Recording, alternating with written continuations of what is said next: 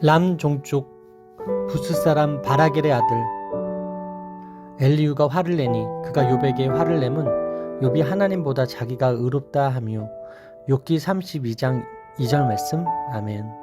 할렐루야. 오늘도 좋은 날입니다. 이용호 목사입니다. 오늘의 원포인트 묵상 본문은 욥기 32장 2절 말씀입니다. 엘리후는 람 족속 부스 출신 사람으로 욥의 세 친구와 달리 아버지의 이름이 함께 소개됩니다.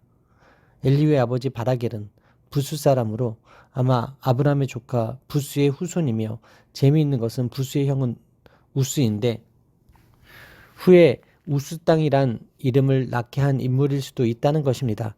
그는 욥과 친구들의 대화가 마무리된 이후에 등장한 인물로 이들 중 가장 젊습니다.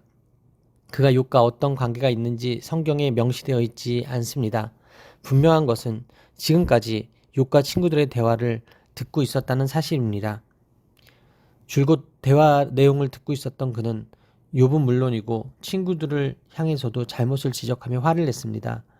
그는 욥과 친구들보다 어려서 이제까지 그들의 대화에 끼어들지 않았는데 그들의 대화가 어떤 결론도 내리지 못한 채 끝나버리자 그들에 대한 자신의 생각을 단호하게 말한 것입니다. 본문에 엘리후가 화를 냈다는 표현이 4번 나옵니다. 이는 욥이 자신이 무고하다는 주장을 굽히지 않고 세 친구 모두 그러한 욥을 상대로 제대로 된 논박을 펼치지 못했기 때문입니다. 욥은 자기 죄를 인정하기보다 하나님의 성품을 비방하기에 더 열심이었습니다. 또한 엘리후는 세 친구들에게도 화를 냈는데 그들이 합당한 증거 없이 욥을 정죄하였기 때문입니다. 이 언쟁들의 주된 내용은 바로 화입니다. 세 논객들은 욥에게 화를 냈고 욥은 그들과 하나님께 화를 내며 또 욥은 하나님께서 그에게 화를 내고 계심을 느끼고 있습니다. 그리고 이제 엘리후도 역시 극도로 화를 내고 있는 것입니다. 이후에 엘리후의 생각을 들어볼 수 있겠지만 그가 이렇게 화를 낼 만큼 그의 생각이 옳을지는 의문입니다. 엘리후는 전통적으로 하나님의 말씀을 준비시키고 이어주는 다리 역할을 하고 있습니다. 엘리후의 주장이 세 친구의 주장과 신학적으로 크게 차이가 나지 않지만 조금 다른 점이 있습니다. 세 친구는 욥의 고난의 원인을 집중하면서 그 원인을 욥의 죄라고 주장한 반면 엘리후는 고난의 원인보다 목적에 집중하였다는 것입니다. 욥이 고난을 통해 잘못을 깨닫고 바른 길로 가는 것이 하나님의 목적이기에 항의하지 말고 하나님의 교육 방법을 받아들이라는 것입니다. 엘리후 역시 다른 사람의 잘못을 지적하는 것으로 변론을 시작합니다.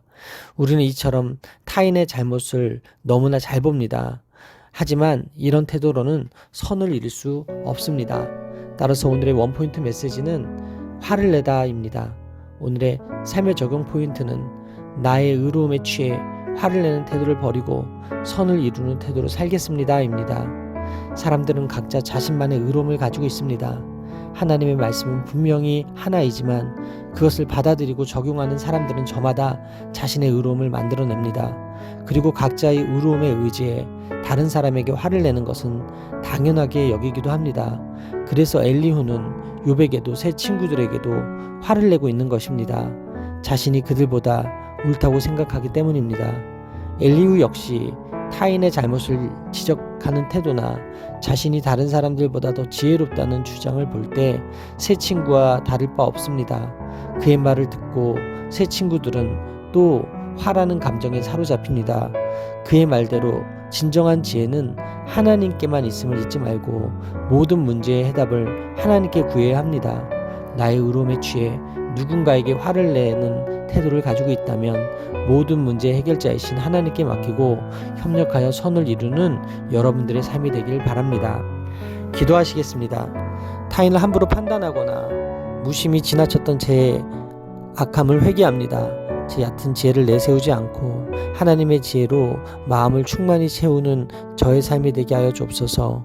오늘 저의 입술에는 절제함을, 마음에는 겸손함을 허락하여 주셔서 문제의 해결자 되시는 하나님께 모든 것을 맡겨드리는 오늘 되게 하여 주옵소서. 이 모든 말씀 살아계신 예수 그리스도의 이름으로 기도합니다. 아멘. 할렐루야. 오늘도 최고의 복을 받았습니다.